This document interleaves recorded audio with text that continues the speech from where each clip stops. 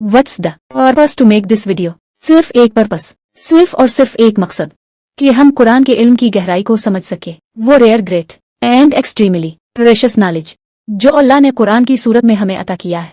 आज हम कुरान मजीद की सूरा इसरा की आयत 49 और 50 और उनमें मौजूद डीपर एंड साइकोलॉजिकल मीनिंग्स के बारे में बात करेंगे और दो अल्फाज हिजारतन और हदीद जो आयत 50 में आए हैं उनके असल मतलब और वजाहत के पीछे छुपे राजों को समझने की कोशिश करेंगे। So without any further delay let's start the video. कुफार ने जब नबी पाक सल्लल्लाहु अलैहि वसल्लम से सवाल किया, जब हम हड्डियां और राख बन जाएंगे तो क्या वाकई दोबारा जिंदा किए जाएंगे? ये सवाल उनके माइंडसेट और साइकी को जाहिर करता था। वो समझते थे कि मरने के बाद जिस्म खाक और हड्डियों में बिखर जाता है और वापसी नामुमकिन है। इस पर अल्लाह पाक ने जो आयत नाजिल की वो हमारे अकीदा आखिरत को और मजबूत करती है, साइकोलॉजिकली, केमिकली। एक परफेक्ट एग्जाम्पल, एक perfect scientific research even to the microscopic and atomic level. अल्लाह ताला ने ऐसा जवाब दिया और ऐसा शानदार जवाब सिर्फ अल्लाह पाक की जात ही दे सकती है।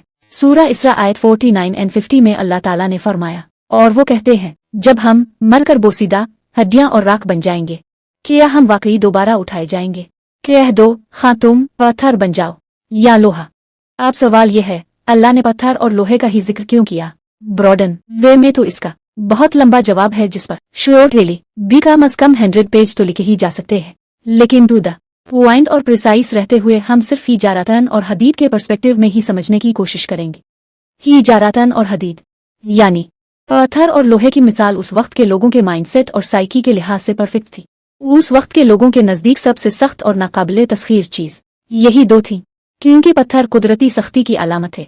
और पत्थर कहाँ से आते हैं? पहाड़ों से।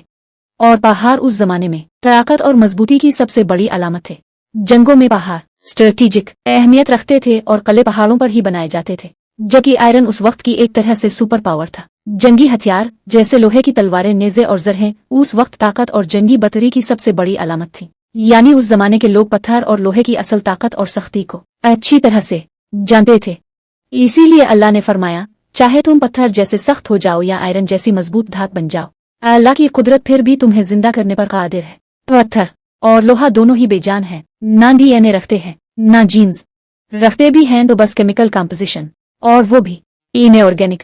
और अल्लाह ताला ने फरमाया, चाहे तुम लोहा ही क्यों ना बन जाओ, यानी बेजान भी और सख्त भी, जो चीजें तुम्हें ऑलमोस्ट इंडिस्ट्रक्टिबल लगती हैं, अगर तुम वो भी बन जाओ फिर भी मैं तुम्हें दोबारा जिंदा करने पर कादिर हूँ। चाहे तुम जो मर्जी बन जाओ और बेजान में जान डालने पर भी कादिर हूँ। और बेशक अल्लाह सुब्हाना व तआला की जात हर चीज पर कादिर है और वो हर चीज को घेरे में लिए हुए है।